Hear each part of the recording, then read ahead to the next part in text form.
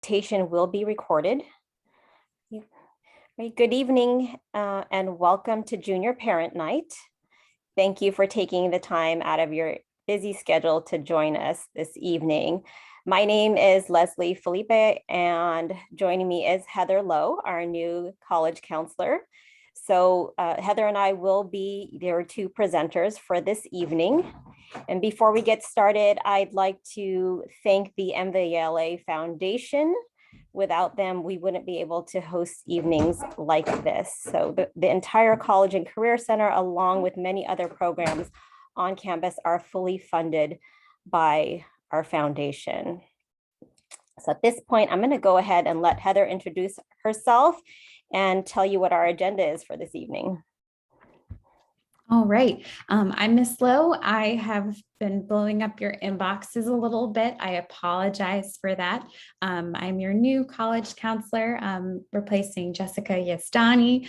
I'm really excited to work with your students. And if you have more questions about my background, please feel free to email me. I'm super excited to work with you. So this is an overview for this evening. This is a junior parent night, yes. As you can tell from this slide, though, a lot of the focus of this evening actually is going to be college. So there is a Q&A feature that you can utilize. Feel free to utilize that. And then at the end of the evening, we're going to hit some of those big questions that maybe were some repeats in there and make sure that everyone's on the same page. So we're going to be talking about our high school and college counseling together this evening because that is kind of a theme for junior year. We're going to go over kind of like a timeline or an overview of general college things that students might want to have in mind to set themselves up for senior year. We're going to cover some basics about college admissions tests as well.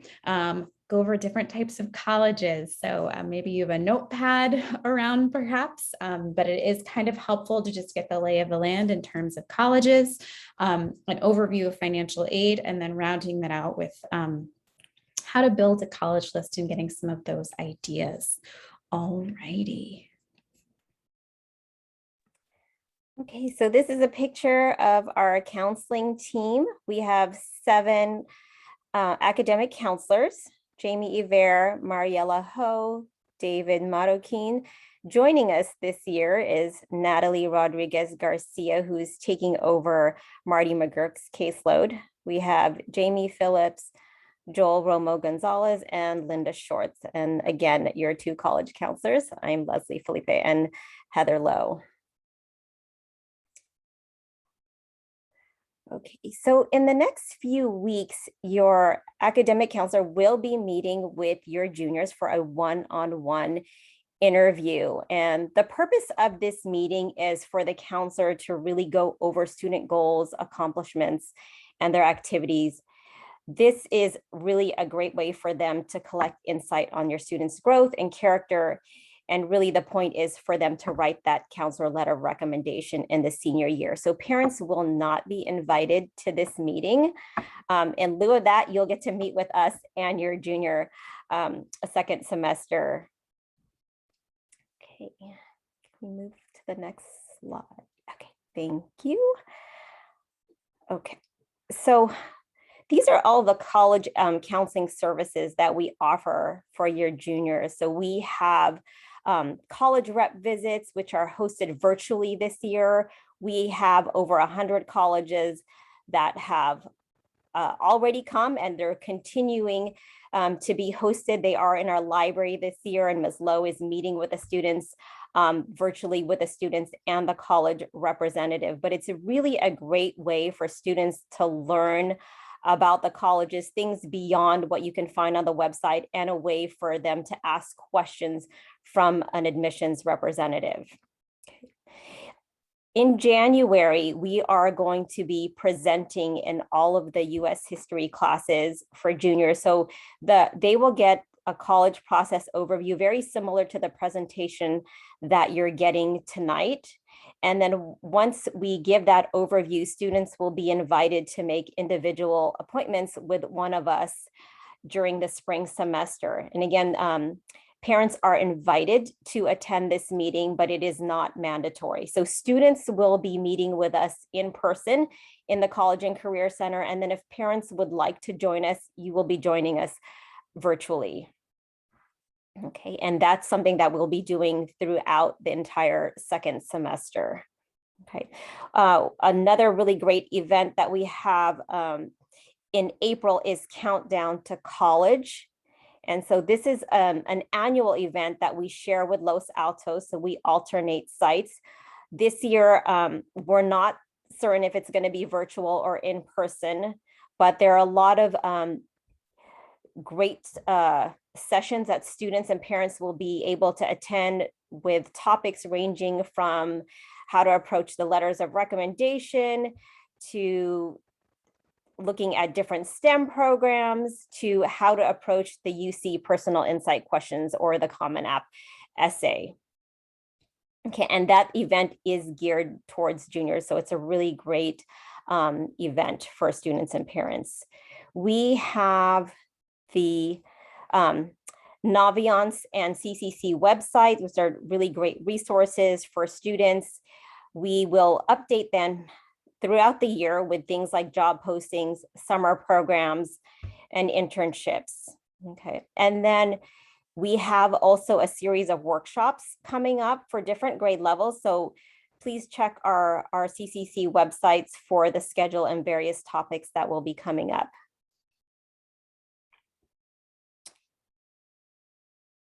Okay, so for our one-on-one appointments, the main things we're going to be covered, big thing is the college list building, right? So getting students to start exploring those colleges. We'll look at major and career exploration. We'll talk about college admissions testing, which I know is on everyone's mind. We'll look at extracurricular activities and how students can enhance those.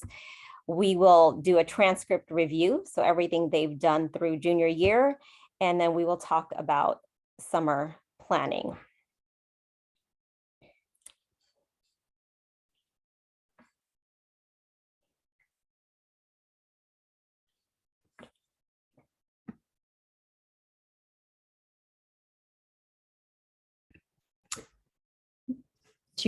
Is this me? Okay, got it. All right. Sorry, awkward slide change.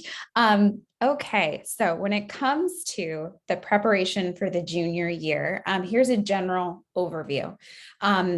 This first bullet point is one of the most important, in my opinion, because it just takes time in order for a student to register for these tests and kind of prepare for these tests. So that test is the SAT or the ACT, so a standardized test. I'll be going into more detail about SATs and ACTs in a few more slides, but we recommend that for a student's junior year, they take at least one SAT or ACT by the end of this school year, preferably. There's also one usually offered in the summer that they can also take, but we recommend that even with test optional, et cetera. I'll go more into detail on that later. We really recommend that a student continue to engage in extracurriculars, right? There's a lot of pressure this year, as I'm sure you and your student know, and it's really great, first of all, for them to be doing something besides homework and besides talking about school and college all the time. So keep them engaged in those extracurriculars. I know it can be tempting with how time consuming it can be to kind of let those fall by the wayside, but colleges also do want to see that your student is involved. They look for someone who's not necessarily going to go right back to their dorm room. They're going to look for someone who's involved in their campus community. We also recommend that this year is a year of exploring and lightly researching colleges and universities and majors, right? For a student to just have the general landscape of a liberal arts college versus a public research university is very valuable this year in terms of setting them up. Beginning to create their initial college list also is probably a good idea. So with juniors and teenagers, they often change their mind, right? When it comes to creating a college list. So their priorities are going to shift. That's perfectly natural. So this list is just initial. They should not feel committed to it. It is just some ideas, okay? A student should also start researching different summer programs, internships, and jobs. There's going to be some workshops on this, some emails that are sent out. When it comes to how to use their summer wisely, it would be great if a student can find that right balance, right, of working on some college essays and such, but also doing something that they're really passionate about with their time. And that last bullet point, students should be asking for letters of recommendation before this summer. Now, keep in mind, when it comes to letters of recommendation, not all colleges require letters of recommendation. So it's mostly going to be private universities and colleges that do want letters of recommendation. Okay, UCs and CSUs do not read letters of recommendation. There are also other colleges outside of those categories that do not use them in their admissions process. So not every student needs them. For our recommendations, we recommend 2 letters of recommendation. Okay, and for very rigorous and prestigious universities, it is often going to be 2 letters of recommendation. So you don't have to worry about them needing more letters. And they usually should be from a junior year teacher in core subject areas. So core subject areas include science, English, math, social studies, and a language other than English. Because junior year teachers are in such high demand, we really want students to only ask 2 teachers. All right, moving on. Before we get into the nitty gritty of all of these different things, want to make sure that we're all on the same page here, right? We all want your student to be successful after Mountain View High School. That's why we're here tonight. We are passionate about it. We have a lot of different ideas. And we want to make sure that we're considering all those options. According to National Clearinghouse data, when I went to a conference this last week, for the most recent class of graduates, 1 out of every 3 students chose to not attend a 4-year college. Now, the motivation for that looks different for every student and family, but right, a lot of the times in our community, we're really only talking about a few dozen 4-year colleges all of the time. So there are many different options besides those few dozen of 4-year colleges, right? There are over 3,000 in the United States, which is a kind of mind-boggling number. So I encourage you and your student to be exploring colleges that you might not have heard before, and we can definitely help you find those colleges, okay? There's also community college, and I know that there is some stigma around community college, unfortunately, but I'm from the state of New Jersey, so our community college system is nowhere near as well equipped to eloquently transfer students to a 4-year university, specifically the UC and CSU system, and only have to do 2 years at those 4-year schools. So that's a great opportunity. And right, all the student needs to do is to graduate high school and enroll in community college. So it is an affordable option, particularly with the free tuition deal. Anyway, there are also apprenticeships. There's the military gap year programs and starting a job. For some students, they just need more time, more life experience before looking at college is where they're going to start. So those other pathways after Mountain View are not going to be the focus of this evening, but right, 1 out of 3 kids. We just want to make sure that we're being inclusive of all of our students. And right, what the right path isn't for me to say, it's for our students to say. So I'm excited to help those students. I had one student come back at my previous high school, and she was so excited because she was the first person in her family to make a 6-figure salary, but she went into stainless steel welding and not straight away to a 4-year university, unlike other people in her family. And she was doing very well. So what success looks like, right, can be very different. The other thing to keep in mind that I like to tell students is college is a stepping stone. So when it comes to their goals and kind of framing this, college is just the next thing that you're doing to find a successful and fulfilling career, right? It's not the end goal. The end goal isn't just to get into college, it's to get into college and then feel well equipped to go into the workforce. And if you're very burnt out from just applying to college, then we're not doing this correctly. So framing it as a runway to set them off onto their career is what I like to tell students. I also like to remind students that this is about a college. This is about a place that can meet your needs. So you're looking for a match that meets your preferences and will support you in the best way possible. Many of my students who do change where they want to attend a four-year college, they often need to be closer to home. They didn't think that was something that they needed in their support system in order to be successful. So maybe that's a preference that your student does need, or maybe they've gone to sleepaway camp for the last 6 years and they've called me one time. Maybe that's your student. So students should be thinking about their preferences and what they need, which leads to that bullet point that's above there, which is helping your student reflect on what they need and how they learn best, such as many of my students really love very large public universities that have really big football teams or basketball teams, and everyone goes to the Friday night game without really realizing that many of their introductory courses are going to be in a huge lecture hall with potentially hundreds of students, and learning particular subjects for them, often math or science, are very difficult in those environments at those very large public universities. So helping your student reflect on what they need in order to be successful in the classroom, socially, all of those things is a great way for you to support them in this process. All right, I'm going to, to stop kind of lecturing. College admissions testing. This is going to be a bit more nitty gritty. So there are two college admissions tests for domestic universities in the United States. There's the SAT and the ACT, okay? So we recommend that a student take a practice test of each one and then compare their scores and decide which test to continue on with. Why do we recommend that? We recommend that because it's the same type of data to a college admissions office. They do not prefer the SAT over the ACT, even though the SAT is slightly popular here. It's the same data point to them. It would be like a student taking biology twice. Like, okay, that's kind of the same information. We don't really need it. So we recommend that a student put their energy towards one test, because practicing those question types and the timing can really increase a student's score. So that chart is a really great chart for comparing the two test types. And yes, you will be receiving the slide deck after this evening, so you don't need to take a picture of it, but you can if you want to.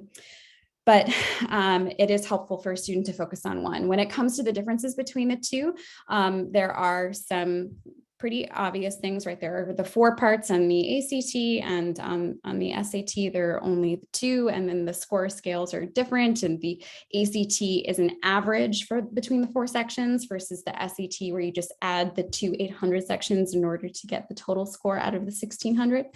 But the skills that they're testing are very, very similar. So you might see that science section on the ACT and think, okay, like I have a science student, great, let's do the ACT. The ACT science section really should be called their data interpretation section. It's not actually testing if the student knows biology, chemistry, or physiology, or any of those things. Out of those 40 questions, only 2 of those questions are going to be knowledge-based questions. And those knowledge-based questions are going to be along the lines of, does metal contract, kind of questions. And the SAT, when they redesigned it in their last revamping of it, added all of those questions to both the evidence-based reading and the writing, and the math section. So those questions are in the SAT as well. So when it comes to trying to decide between the 2 tests, here's what I like to remind students. I like to remind them that you have less time per question on the ACT, right? If you look at that bottom there, 53 seconds per reading question versus 75 seconds on the SAT. So you do have to go at a clip, and you just have to accept that you're never going to have more time on the ACT. That's the way it's going to be.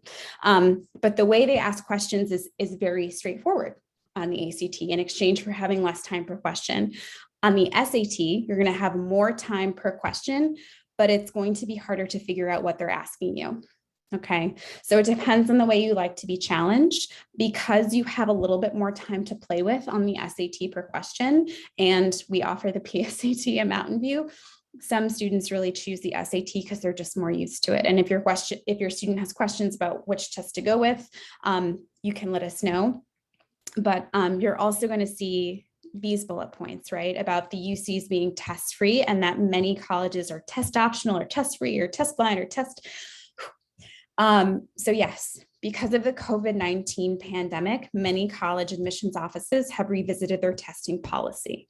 Okay, so when it comes to test free or test blind, that's the same testing policy, the policy that UCs are going to be using for your students. That means that they are not using anyone's SAT or ACT score for admissions purposes. Okay, that does mean, though, if your student gets admitted into a UC, afterwards, after they get admitted, they could use an SAT or ACT score for placement, but they are not using it for admissions or even for scholarships, okay, at the UCs. That is one policy, test free or test blind. What is more popular since the pandemic has happened is called test optional. That link there, the Fair Test organization has put together a list of colleges, and then you would click on the particular college and read more of the details about their test optional policy. What test optional means is that your student can apply without an SAT or ACT score. Because these colleges use a holistic admissions process, they will not be disadvantaged without a test score. And you might be thinking when you hear that, like, oh, okay, like that sounds like there's a catch there. And I know it doesn't sound super clear, but here's how I like to explain test optional to students. If you think of college admissions like a pie, and when you apply, your application pieces fill up that pie pan. For test optional, you would think that without a test score, you would be missing a slice of the pie and that pie pan wouldn't be full. But in reality, what happens with test optional is instead all of the other pieces of the pie have to be bigger to fill up that admissions pie.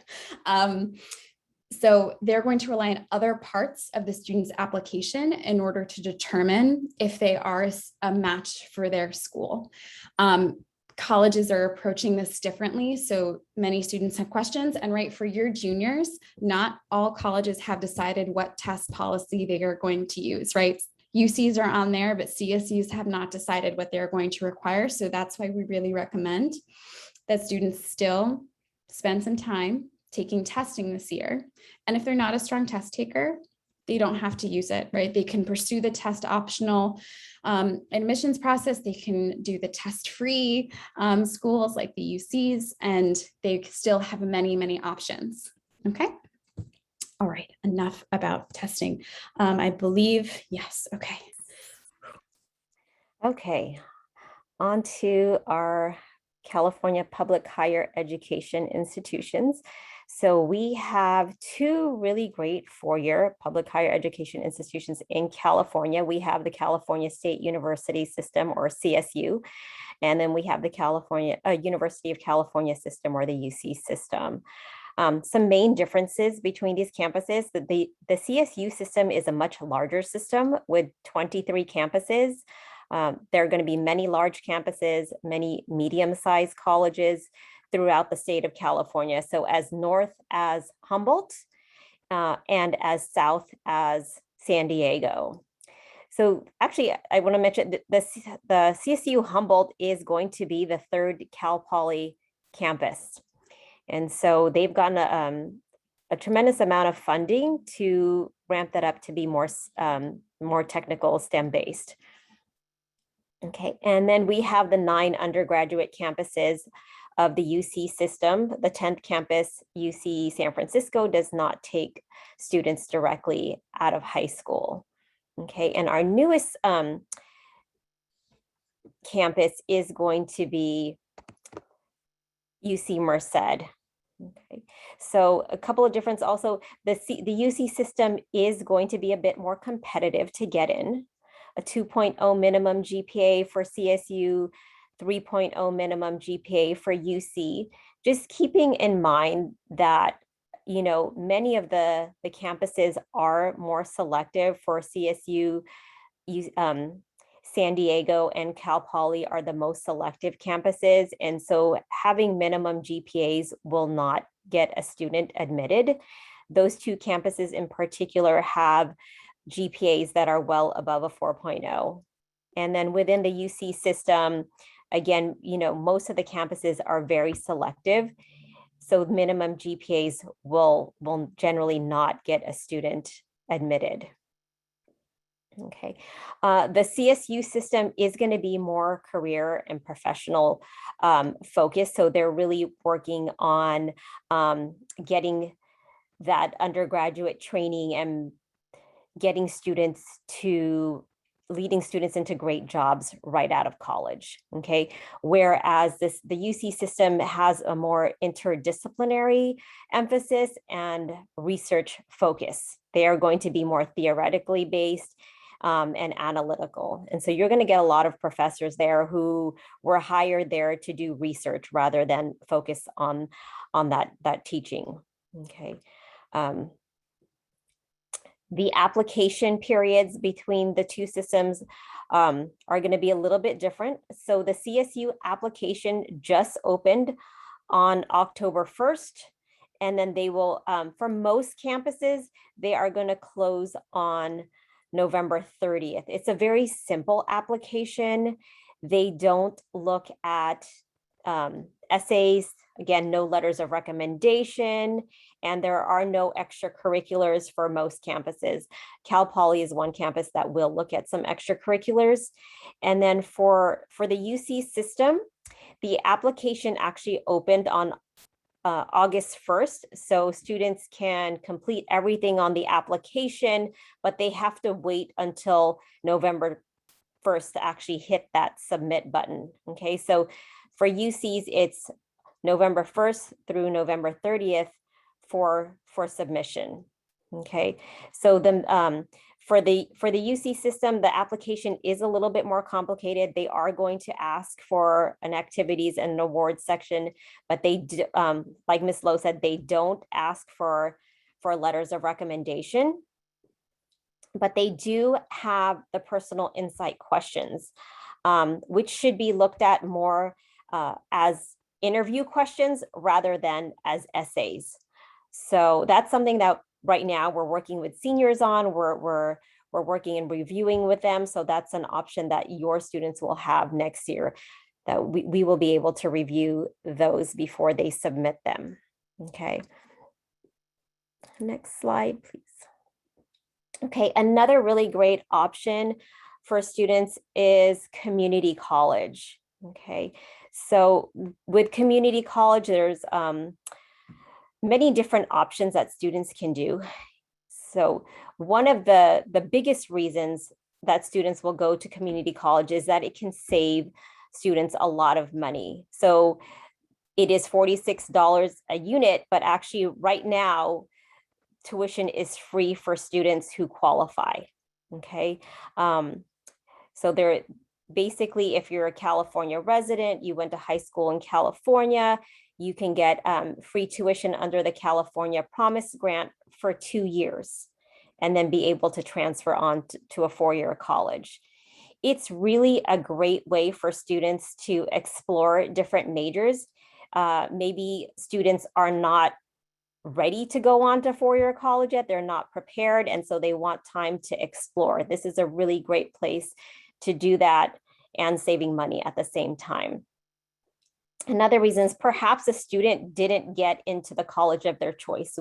I know I have plenty of students who really have their heart set on going to a UC and don't want to look at other systems. And so the community colleges have a really great transfer program with our UC campuses, okay? And that's called the TAG, or the Transfer Admission Guarantee.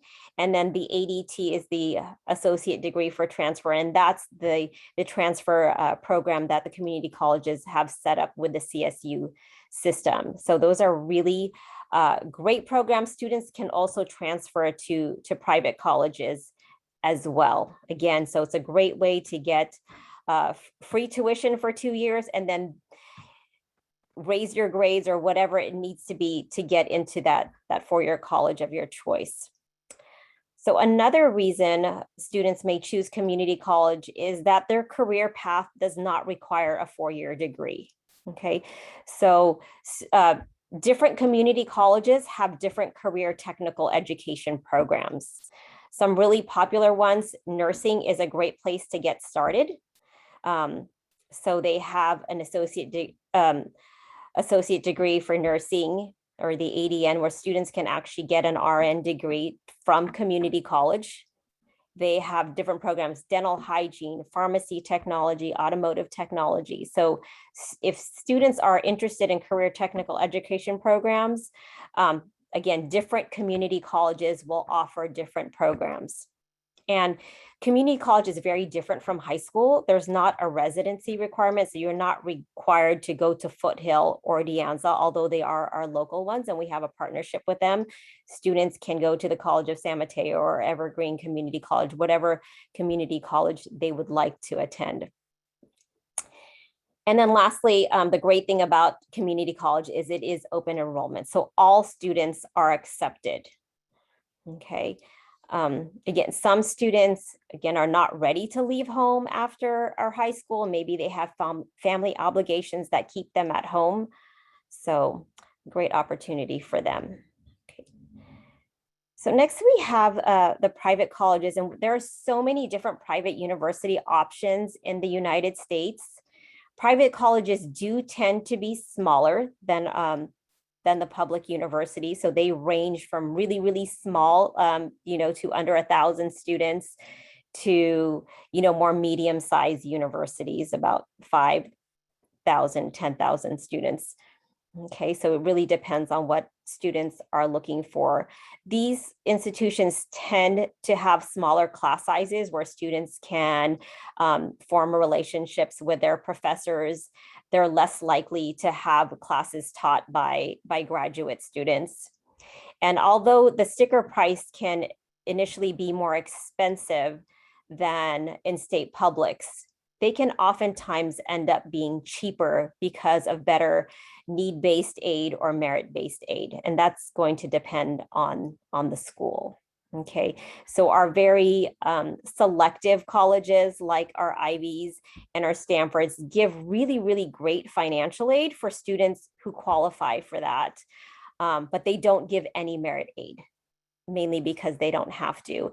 And then we can look at less selective universities that maybe don't give as robust financial aid, but can give really great merit aid for students who are at the top of their applicant pool in order to entice them to come over. Okay, so for private universities, a lot of them are going to be on the common application. And this is not something that you have to worry about yet, but the common application is the main application that students use for college. We have a partnership with them through Naviance. And so it does make things a little bit easier. Another application is the coalition application. And so many colleges use that as well. There are some colleges that are coalition exclusive, and a couple of them, the more popular ones that our students look at would be like the University of Washington or the University of Texas at Austin. Okay, and then there are also other private colleges that have their own application system, like Georgetown and MIT have their own application system, so they don't have like a general application that students will use. And then as Ms. Lowe mentioned, the UCs have their own application system and the CSUs have their own application system as well. So some important terms when it comes to private colleges, there's going to be different deadlines that students need to be aware of. And so the first one we're going to look at is early decision. So early decision is a binding decision, which means that if a student applies early decision, they are admitted, they are legally bound to attend that institution. This tends to have an earlier deadline. So November 1st is very common for early decision deadlines. And then generally they will know sometime in December. And if they are admitted, then they are required to drop all of their other applications, okay, and attend that institution. Another decision or deadline is early action, which is similar to early decision in that you're applying early and you're notified early, but it is non-binding. So you are not required to attend that institution. You can still hold out to May 1st, which is the national deadline to notify colleges. Okay. And then we have restricted early action or single choice early action, which like Stanford uses, where it's non-binding, but you can only apply to one college early. Okay. And then we have our regular decision deadline, which is just a standard deadline, and it's going to vary from institution to institution, and it can be as early as December to January, February, and even March. Okay. And then we have our rolling decisions where basically students can apply at any time, and then they would get a decision from that school generally within a few weeks. Okay. And then the colleges just continue taking applications until they have the number that they desire. Okay. Next slide, please. Okay, so we have our out of state and WUI. So for our out of state public universities, again, we have many, many options across the United States. Just keep in mind that, many of our out of state public schools can cost as much as private universities. And while some do offer merit aid to out of state students, most will not. And that's because they're giving it to their in-state students, just like with our UC and CSU systems. There is a priority for in-state students. Okay. And then for WUI, or the Western Undergraduate Exchange, this is a really great program. And it is a partnership amongst 16 member states and territories. These are going to be public institutions where the majority of them are going to accept students, more than 50% of the students, and they're looking for that geographic diversity of students. So one thing to keep in mind is that most flagship universities will not be part of the system. So schools like the University of Washington, University of Colorado Boulder, University of Oregon don't participate in this program, but there are many, many other universities that do. And what they do is they offer reduced tuition to students from their partner states. And generally it's going to be 150% of in-state tuition. So for example, if a college charges $6,000 for in-state tuition, they would offer then a California student tuition at $9,000, whereas someone from New York may be paying like $18,000. So it's a great option, and it can be a great academic and financial safety for students. Okay. And I'm going to pass it back to Ms. Lowe to talk about financial aid. All right, financial aid. We're not going to go into the full depths of financial aid this evening. This is more of a preview, a taster, if you will. Next year, we will have a dedicated financial aid presentation for you to attend. The recording from this year is already out and is posted on the YouTube channel that we've been using for Los Altos's YouTube channel is also our YouTube channel. So if you want to check it out, you can. Here are some basics about financial aid. Financial aid is going to be statistically for students who get outside money to help pay for college is going to be how students get the most money in order to pay for college. So it's really important because of how much more easy it is to get access to financial aid for certain students. In order to qualify, or in order to apply for financial aid, rather, not qualify. In order to apply for financial aid, a student needs to fill out either FAFSA or DREAM Act. Which form a student fills out is based on their citizenship. So students who are US citizens and permanent residents are going to be filling out FAFSA, which stands for Free Application for Federal Student Aid, and will open for them on the same date as the DREAM Act, actually, on October 1st, 2022. So that's in their senior year, okay?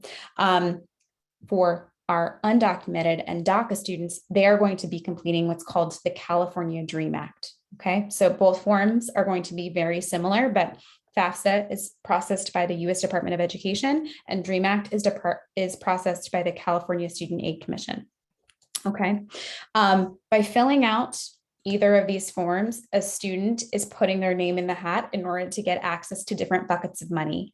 So this type of financial aid that a student is applying for when they fill out FAFSA or DREAM Act is going to be need-based financial aid. Need-based financial aid can refer to grants, loans, sometimes even scholarships for our U.S. citizens and permanent residents that it refers to work study. For our DREAM Act students, they have something called a work incentive grant. Okay. And by filling out these applications, the loans that you get access to, while they are loans and money that you do have to pay back, are going to be the loans with better terms that can be subsidized. So you do want to at least see if you qualify for something. The worst that could happen is you spend some time filling out this form and then you do not qualify for something, but you don't know what you're saying no to if you don't apply for it. The other important thing to know about financial aid is that you can't retroactively go back and fill it out. So when the pandemic hit and some parents didn't complete it, colleges couldn't assist them in any way if someone had lost their job. So do consider filling out these forms with your student come October of their senior year, as it could give them access to different pots of money. That is the basics of need-based aid.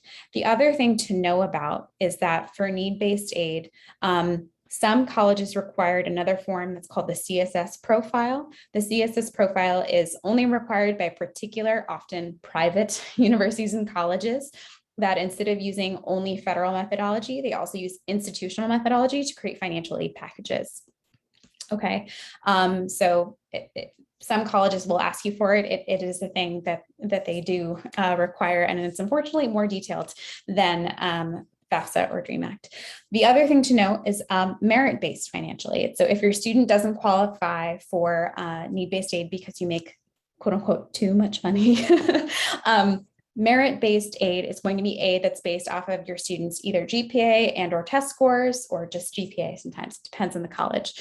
There are some colleges like Oregon State that do require that you fill out FAFSA in order to qualify for merit-based aid, believe it or not. So that's a question just to be aware of, that sometimes they can require it for merit, but how merit-based aid works looks different at every college. So I can make sweeping generalizations, like there are going to be colleges that when you apply for admissions, you are also applying for scholarships or merit-based aid from their institutions. That's like the UCs, that's how they do it.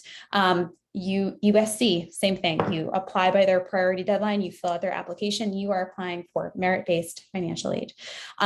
There are other colleges where you have to do an additional application. You have to do an interview. It is a very specific process, and it requires a lot of work. So that's something to be aware of, that even getting merit-based financial aid, you have to be very strategic about it. And that is something that we do work with families on.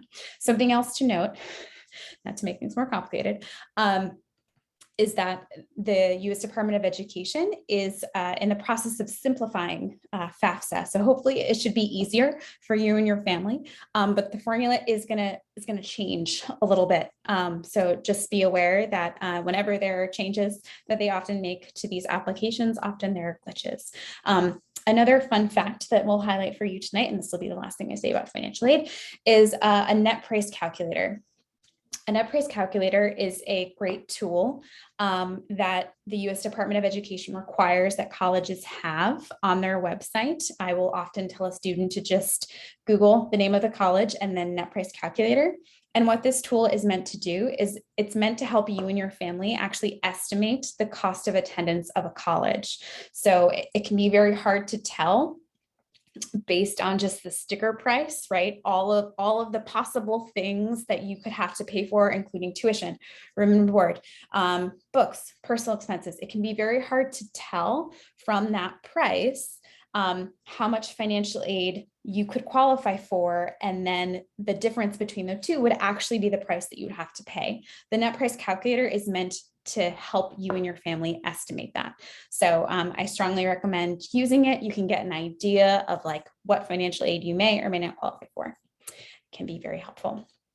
All right, student athletes. So I was talking before about taking the SAT or ACT at least one time in your junior year for some student athletes, because the SAT or ACT may very well be part of the process. That requirement might be reinstituted by the NCAA next year. It would be great for these students in particular to definitely check out testing, because we don't know what the NCAA is going to be doing for our juniors. What is the NCAA? So when you often think about college sports and the leagues that they plan, you are often thinking of the NCAA league. So there are 3 divisions in the NCAA: D1 or Division 1, D1, D2, and D3. I like to think of the different divisions in terms of how they affect a student's college experience and scholarships. A D1 athlete is going to be an athlete first and then a student. So this is going to be someone whose coach could potentially determine what major they have. If their major requires too many labs or too many outside of class experiences, a coach might say, hey, that major doesn't work for me for a D1 athlete. D1 though, also is the most competitive, and they have the most scholarships available. Okay.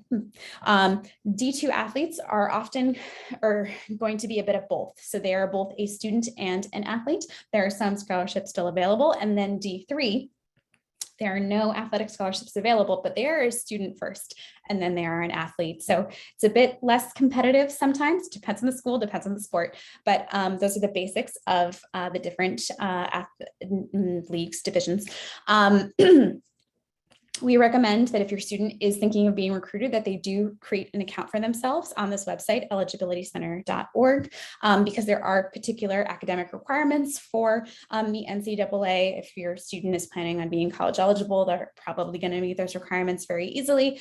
They do have a code that you use to send your SAT or ACT score to, because they also require, or probably will require, those for your student. We can't quite say, they haven't announced it yet, but it is helpful for a student to start engaging and reaching out to coaches this year if that is something that you're interested in doing. And let's say you have a student who isn't super sure if they want to be a college athlete, I definitely would recommend that they check out the NAIA League, which is becoming more and more popular at different colleges, but it's less competitive. I wouldn't necessarily compare it to D3, but it's kind of along those lines. So if you have a student athlete, what to take away from the slide is they should really be checking out testing, because it might be something that they do need, and they should set up an account on eligibilitycenter.org, and or they should stop by the College and Career Center during lunch and ask us some questions about this stuff. Okay, finding the right fit when it comes to college. So I know we've been throwing a lot of jargon at you this evening. And often we'll talk about college fit. So earlier on, I was talking about how something that you can do as a parent is really support your student in being self-aware and thinking of what they need in order to be successful. And that concept fits in with fit. So we want to make sure that a school fits and matches your students in the preferences that they have when it comes to being successful. So those categories and those preferences that a student should start thinking of are going to be in the academic category, personal and social, as well as financial. So let's break this down just a little bit. So we've talked about some of these, not all of these. A student should be checking out majors, selectivity, internships, professors, jobs, and study abroad. Well, what do you mean you have to know about majors? There are certain colleges that have a very set approach on a major. So the College of the Atlantic only has one major for all of their students. It is a tiny liberal arts college in Maine. Human ecology is their major for all of their students. That is not going to be a match for quite a few students. A lot of students want to have a very particular major. There are going to be large public research universities that have hundreds of majors, which is great, and can help your student explore. There are going to be a lot of liberal arts colleges that do not have engineering, but can still get your students into engineering jobs. So when it comes to major, there are a lot of different approaches and philosophies on it, and we would love to talk to your student about that when they meet with us in the spring. Selectivity, it's important that a student is applying to different levels of selectivity in their college list. When it comes to personal and social preferences to be thinking of, right, I was talking about college size before, right? A lot of students are attracted to large, rah school, not really thinking about how it would affect their lecture size classes. And right, always be careful of those teacher to student ratios that they can kind of rejigger a little bit because of graduate assistants or like adjunct professors. So just be aware of that. Other things to think of. Location and climate, right? I mentioned a lot of students return to be a bit closer to home is something that they might not quite have thought of, is how in range they need to be to their parents in order to feel supported and have a community. Climate, for my California students, you would laugh at how many students tell me they're interested in schools that are in the snow belt. And I ask them about like, okay, so like what winter sports do you do? Like how outdoorsy are you? Because when you see snow for 8 months out of the year, you're going to need something else to do besides being in your dorm room. So keep that in mind for students who are interested in some of those fancy East Coast schools. And then I also want to hit on this last one here, financial fit. So this becomes more and more important every year for my students. A lot of students have a hard time gauging what is affordable and what is not affordable. And I know as a parent, having those conversations can be very awkward, but having financial fits on your list is a really helpful part of the college process. So there are things called honors colleges that are going to be at large public research universities that make a more elite academic experience, that also give students additional scholarships that give them the networking opportunities that they're looking for at those more elite private schools that are just way too expensive for their family, right? That would be a way of approaching financial fit for students who are looking for more affordable options. Okay. And we have lots of those, right? We talked about WUI. Financial fit is very important. Okay. Applying to a college list. So these bullet points are going to be very general. This is for the average student. What works for your student could be different, but what I can tell you is that if your student is applying to too many colleges, right, they're thinking of where can I be accepted, where will take me, where will validate the academic achievements that I have done so far in high school. This is going to be a very stressful, very upsetting process for them. I talk to students about it a lot because I don't want students to have the rejection from those highly rejected colleges, that it's part of their process. They can't change that. So let's be in control of this narrative, and let's apply to colleges that we can predict that you will be admitted to and have more yeses than nos on your list. When we say apply broadly, what do we mean? We mean that you should be applying to colleges with different levels of selectivity. I'm going to go into safety schools, target and reach schools, and what that means when it comes to the number of colleges. It can look different for different students, right? I have some students apply to 3 colleges only. I have other students who are applying to very particular programs, like a combined bachelor's and MD degree that have very, very low admissions rates, because the cohorts that some of these colleges have is only 15 students. So for those students, their college list is a bit longer. Sometimes recruited athletes have a very long list because they're applying to colleges where they're a regular student and where they're a recruited athlete. So every student is different, but these are some of the general numbers that we'll recommend to students: 2 to 3 safety, 4 to 6 target, and 2 to 3 reach. When it comes to applying broadly, we're referring also to different types of colleges, to the public universities, to private ones, and a community college or two. It's helpful for financial aid purposes, in particular, to really have diverse schools. Your student might have a very specific idea of what they're looking for because of their preferences, and they have done their research around fit. But you would be surprised sometimes about what students haven't really thought of yet. So have a diverse college list that also meets your preferences. And last but not least, this bullet point is very important. Every college on your college list you should love and be happy to attend. Far too many students have safety colleges on their list that are colleges they can just predict that they will be admitted to, and that's the only reason why that college is on their list. That is not the way to go, particularly with students getting like some no's and they only have safeties as yeses on their list. I've seen students feel like the colleges that have admitted might even have something wrong with them because they admitted them at that point. So apply to all colleges that you would love to go to is the moral of the story. Okay. Safety, target, and reach schools. That's weird. Okay. Oh, okay. There they all are. Miss Felipe, Leslie, is going to be showing you on one of the next few slides some different features of Naviance. And Naviance is really helpful for this part of the college process of determining if a college is a safety, target, or reach school for your students. So you've probably heard of this before, but let's just make sure that we're all using the same jargon. Safety colleges are going to be that your test scores, your SAT and ACT scores and GPA, or maybe your GPA, if you're going test optional, are higher than the average admitted student. And I'm not talking about like just only like 0.1 higher. I'm talking like a significant bump higher than the average admitted student, okay? We also want to look at this piece, that the college's admit rate was 50% or more.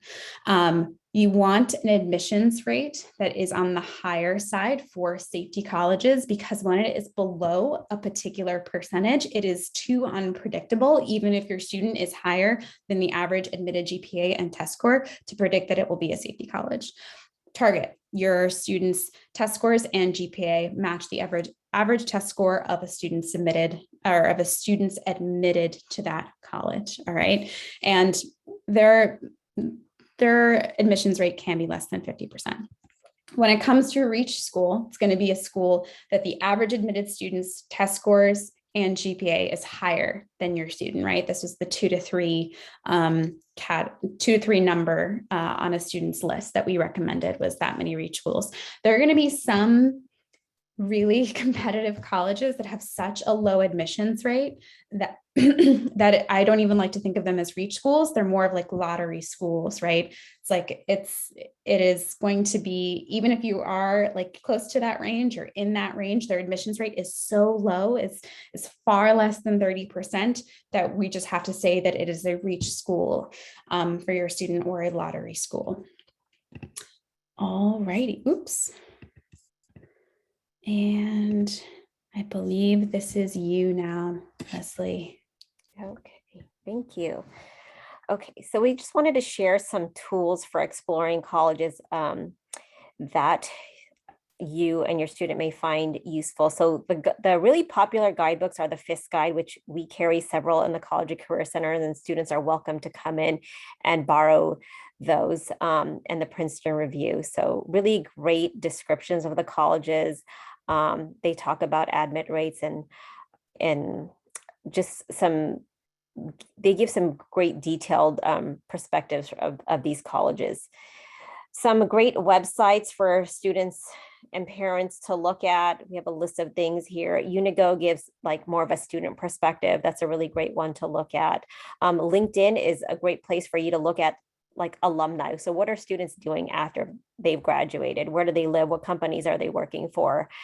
We'll get into Naviance in a little bit. Big Future is the college search engine of the College Board. And so that they have a really great tool for students to use. The college fairs this year, there's so many virtual college fairs that came up during the pandemic, and there's several throughout the year. We've got them listed on our websites if you want to look at some there, and there are several coming up in the next few weeks. Again, college rep visits. So those are when the college representatives comes onto our campus or meets with them virtually in this case. And then some great sites to look at virtual tours. So University TV, and then the college websites themselves. Okay, next slide, please. Okay, thank you. Okay, so here's a screenshot of Naviance. So if students haven't been using Naviance, that's okay, but they are going to start using it very regularly, and it is going to be required come senior year when it's time to put their list officially onto Naviance. So at this point, Again, Naviance is a great place to start researching colleges. Students will put their academic stats into Naviance and be able to look at schools that match where they're at. So students are going to be putting colleges in the colleges I'm thinking about section for this year. Okay, and if we go to the next slide, we can see the super match tool from Naviance. And so this is a way for students to be able to put the criteria that is most important to them. So this can be things like location. So it can be, you know what, I only want to look at schools in California, or I only want to look at schools on the East Coast. So you can put in like New York and Massachusetts, or whatever the parameters are. You can put in a specific major or majors that you're looking at. You can filter by acceptance rates. So looking at those really reach schools that have really low acceptance rates, or it could be a place for you to look at safety schools, so that have really high admit rate. You can filter by cost, by things like athletic programs that your student might be interested in. And then once you put all those different filters in, it'll come up with a list of colleges that students can research. So here we have University of Redlands that came up. And so on the next slide, we can see some of the different things you can find when you click on the University of Redlands. So you'll see the average net price based on your individual income, and then looking at the graduation rate. So you can look at both the 4-year graduation rate and the 6-year graduation rate, what the college's acceptance rate is. And there's also a scattergram tool where students can look at a plot of data of the students who have been admitted from Mountain View High School. So something to keep in mind is that Naviance looks specifically at data from Mountain View High School graduates and where they've been admitted. And so students can then compare sort of where they're at in helping form that list. Now, you know, many of the colleges are going to have holistic admission. So it's not just going to be based on GPA and test scores, but it's a good place to start. Okay, and start to have that balanced list. Okay, and then we have the college overlaps. Oops.